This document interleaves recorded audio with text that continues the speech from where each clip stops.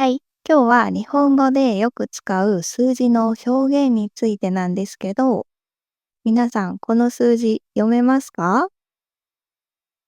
これらはニュース、スポーツ、不動産、買い物などいろいろな場面で使いますね。今日は例文を紹介しますから、この動画で一緒に覚えてみましょう。はい。ではまず一つ目ですね。まずはスポーツの点数です。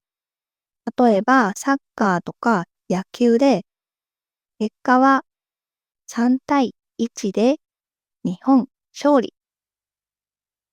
読み方は3対1ですね。例文は、日本はブラジルに3対2で勝ちました。昨日の試合は2対2で引き分けでした。こういう風に使います。今月はアメリカでサッカーのワールドカップの試合がありますから、この点数の表現はもしかしたら使う機会があるかもしれませんね。じゃあ次二つ目は割合です。例えば3対1の割合でという表現がありますね。読み方は3対1の割合。さっきのスポーツの点数の読み方と同じですね。例文は男性と女性の割合は3対1です。日本人と外国人の割合は7対3くらいです。料理でもよく使いますね。水と醤油を1対1で混ぜます。ソースと砂糖を2対1で混ぜます。などですね。日本語で書いてあるレシピで料理を作ったことがありますか？私は前に韓国でお菓子の素を買ったんですけど、当たり前ですけど、作り方が全部韓国語で書いてあるんですね。それを頑張って読んで作った経験があります。外国語で書いてあると不安ですけど、作り終わった後は達成感がありますよ。ぜひ皆さんも日本語で書いてあるレシピで料理に挑戦してみてください。はい。じゃあ次は分数ですね。日本語では3分の1。このように言います。英語とは順番が逆なので、最初は少し難しいですね。3分の1、10分の1、2分の1。例文は、クラスの3分の1が留学生です。日本の面積の約3分の2は山です。こんな感じで使います。分数は日常会話でもよく使う数字ですね。小学生の時に勉強した分数の計算は苦手でしたけど、分数の計算は皆さん覚えていますか？懐かしいですね。はい。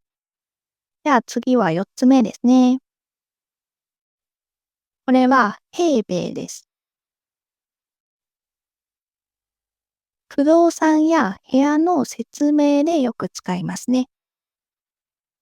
もともとは平方メートルの略です。例文は、この部屋は30平米です。東京では20平米の部屋でも家賃が高いです。日本では部屋の大きさを平米と畳の両方を使います。25平米、8畳みたいに使います。平米は正確な数字です。畳は日本人が部屋の大きさをイメージしやすくするために使われている言い方だそうですよ。ちょっと複雑ですけど、例えばマンションに居室が3つ4つあるとして、その部屋の広さはなんとなくイメージで伝えやすいように、不動産では畳が使われている感じですね。すごく曖昧なので、正確にどのくらいの大きさっていうのは、日本に住んだことがない人はイメージできないかもしれませんけど、もし詳しいことが知りたい人が多かったら、またいつかポッドキャストでね、紹介できたらいいなと思います。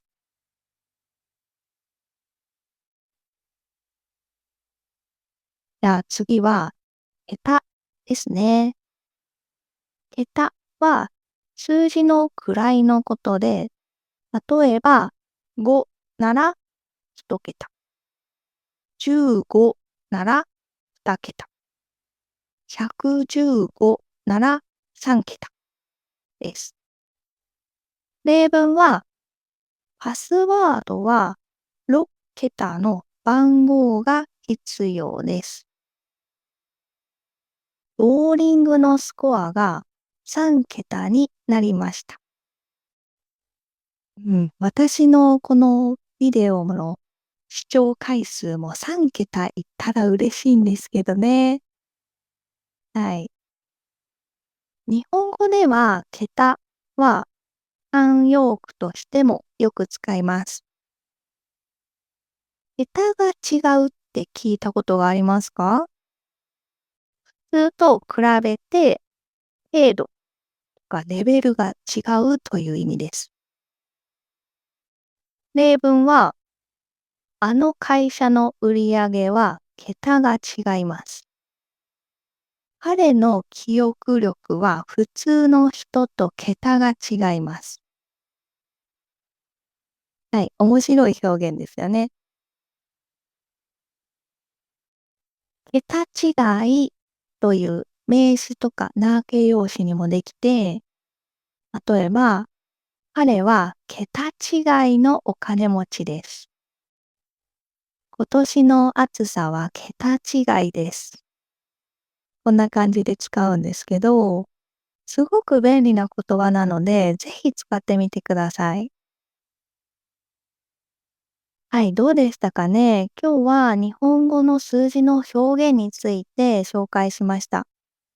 数字の表現はニュースとか日常会話でも本当によく使います。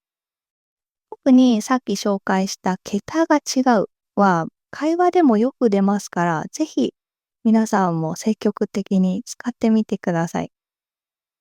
もし今日みたいな動画が面白いなぁと思ってくれた方は、ぜひいいねボタンとチャンネル登録よろしくお願いします。はい。では今日はここまでにしましょう。最後まで聞いてくれてありがとうございました。また次のビデオもお楽しみに。バイバーイ。